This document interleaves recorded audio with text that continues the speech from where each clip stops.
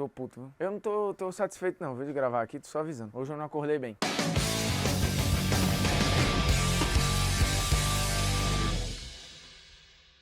Fala moçada, beleza? Polêmicas vazias na área, convidando você a se inscrever no canal, tocar na notificação, deixar seu like, seu dislike, comentar o conteúdo, compartilhar o conteúdo por aí, espalhando o link nos seus grupinhos de WhatsApp. A questão aqui é a seguinte, aproveitando aí a pandemia mundial, toda pandemia só pode ser mundial, né? Que senão não é pandemia, é epidemia. Pra deixar claro, isso é um momento cultural. Lá na frente eu vou falar de um momento cultural. Mas a questão é, e o coronavírus? Está fudendo o futebol mundial? E a questão é exagero? É frescura? Não é? E qual é a melhor solução, por exemplo, para o calendário brasileiro? São N questões e polêmicas vazias que na verdade são polêmicas profundas, que atingem a minha vida, a sua vida, a vida de todo mundo, inclusive a vida dos jogadores de futebol. E obviamente quando atinge o futebol, atinge a nós que trabalhamos com isso, né? Então vamos lá, primeiro, não é frescura fechar estádios e paralisar o futebol. Em um primeiro momento se tentou fazer jogo com portões fechados, em um segundo momento se pensou a bloquear apenas maiores de 60, 70 anos, isso era uma ideia que tinha em parte na Europa, alguns países ainda seguem com os campeonatos mais ou menos normalizados, mas a questão é que você tem um efeito dominó. Quando alguém começa a fechar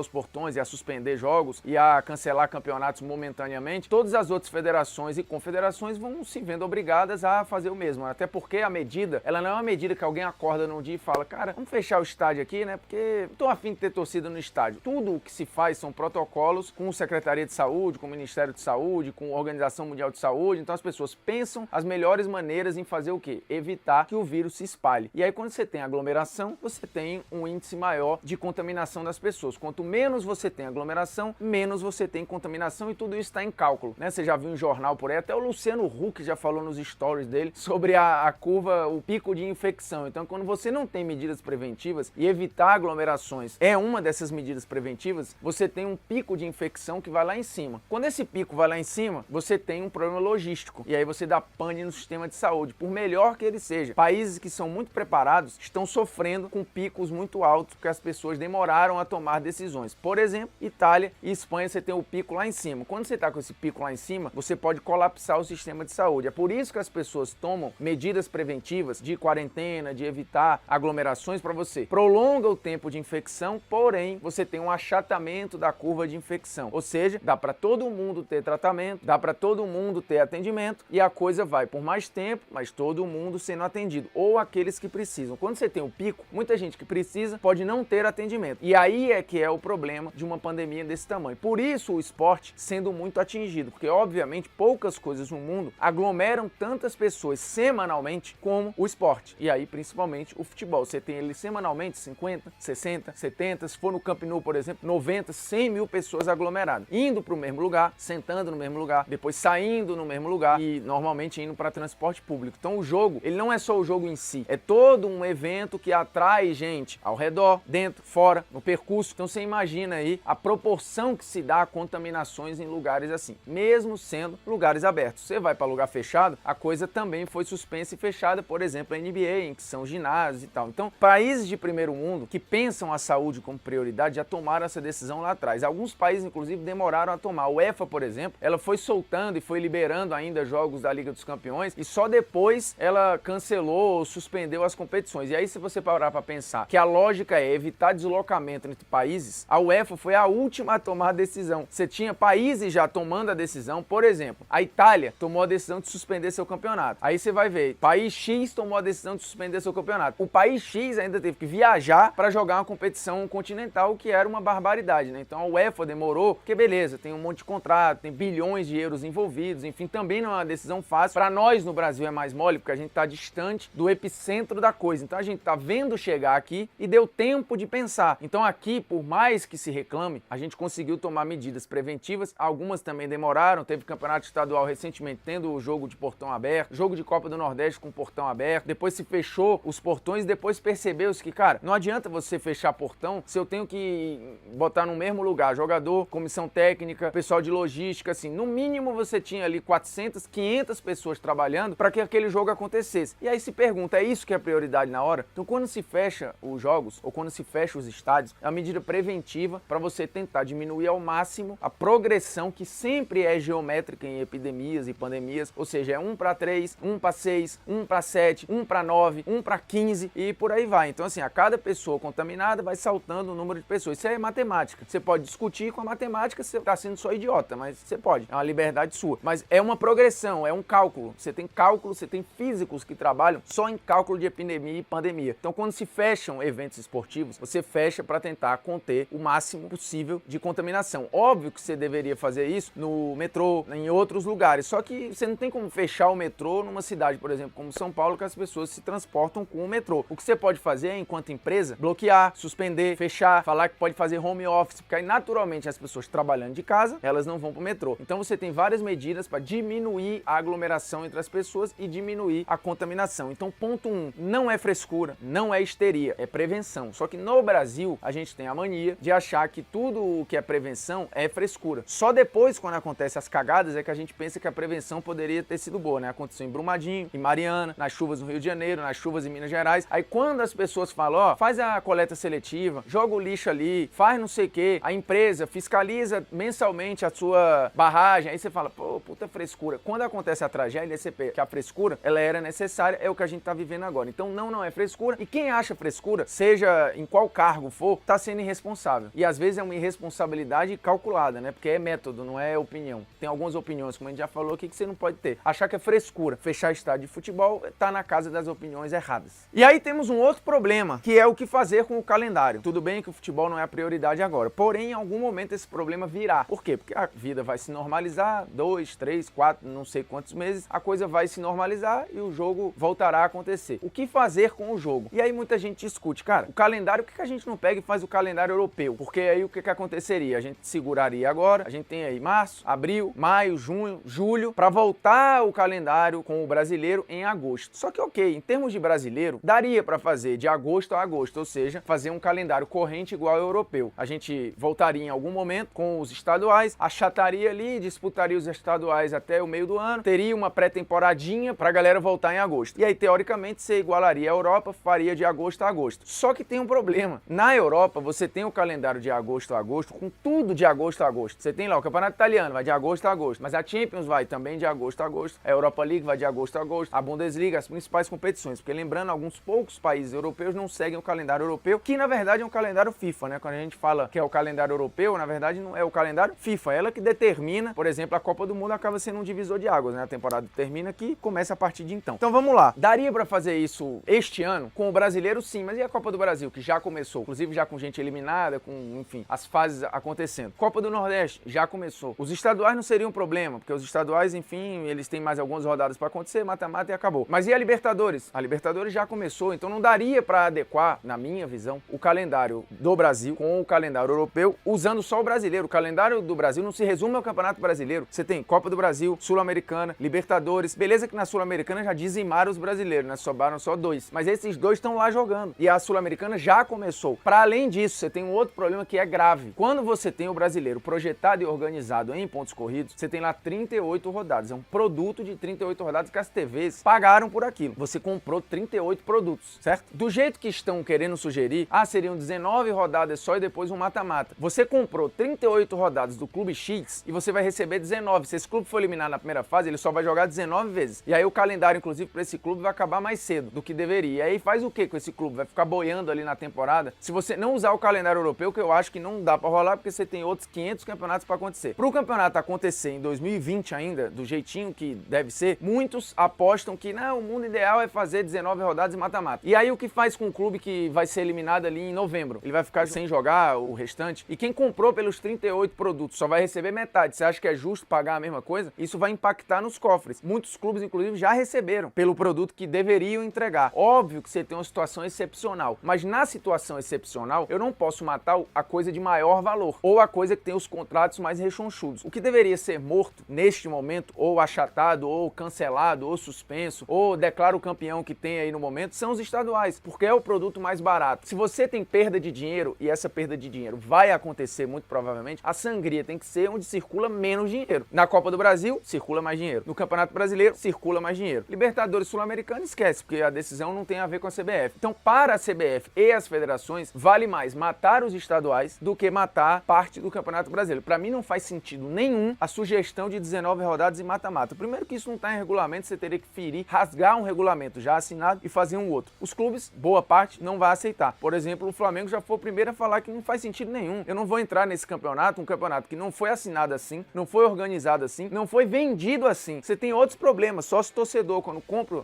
o sócio-torcedor, os clubes de primeira divisão, o cara se planeja, olha, eu tô pagando esse produto aqui porque eu acho que eu vou para tantos jogos assim. A partir do momento que você passa a ter um campeonato de outra forma, você tá enganando o consumidor que comprou uma coisa e vai ter outra. Então assim, você vai gerar uma série de outros problemas. Obviamente, se você tiver processos em massa e não seriam processos errados, você vai ter um problema gigantesco com relação ao direito do consumidor. Neste momento, me parece uma viagem. E a história do calendário europeu também vai criar um outro efeito dominó, porque você tem 500 outros problemas para administrar, que são competições sul-americanas, competições regionais que já começaram. O calendário já começou. Não tem como eu mudar um calendário no meio do calendário. Então, no meu entender, a melhor maneira seria matar os estaduais ou achatá-los da melhor maneira possível, pegando o cenário que está hoje e fazendo um mata-mata, adaptando um regulamento ali, que beleza, você também estaria em parte contrariando um público, começou a consumir uma coisa, terminaria outra, mas repito, no meio do prejuízo, o menor prejuízo está nos estaduais. E aí, ok, a gente tá falando com um cenário de agora, se você tiver mais 2, 3 meses de quarentena das coisas paralisadas, porque lembremos que o Campeonato Brasileiro já é para começar em maio, então não tem muito tempo. Agora, o que dá para fazer? Vamos supor que eu perca maio, e aí eu consiga começar em junho o campeonato. Eu teria que esticar mais um mês, que seria basicamente dezembro, sacrificar as férias dos jogadores, ou sacrificar o início do estadual do ano seguinte, ok. O que não dá é para pegar o produto de maior valor no futebol brasileiro e querer mudá-lo a ponto de fazer o dinheiro escoar e se perder, ou pegar um produto e entregar ele pior, quando você tem coisas piores que você deveria pegar e falar, tá aqui, isso aqui tem que ficar no lugar dele. No caso, são os estaduais. Então a gente tem uma ótima oportunidade de refletir sobre os campeonatos estaduais. Só que a galera quer pegar e estrepar o Campeonato Brasileiro, que pra mim não faz sentido nenhum. E a dica cultural, cara, esses dias a dica cultural, eu vi vários filmes no Netflix e Amazon sobre epidemias. Tem um documentário, uma série documental chamada Pandemia na Netflix, que é espetacular. Inclusive a mulher fala uma frase lá que é foda. Ela fala assim, isso antes, obviamente antes de agora, né? O documentário tem 1 ano. A mulher fala assim, ó, a questão não é se, mas é quando teremos uma nova pandemia. E outra, ela virá dos animais, que sempre vem. E foi dito e feito, né? Veio do morcego e tal. Foda como eles já se preparavam pra uma parada que eles sabiam que ia acontecer. Então assim, aí você vê, aí eles falam da gripe espanhola, falam de outros, falam da gripe suína, falam de várias questões. Não é assustador, é bom pra você entender como funciona, como é que se estoura uma pandemia, como é que se controla uma pandemia. Outro filme que é bom é um filme coreano, tem no Netflix, chamado Flu, que é tradução também para gripe. Flu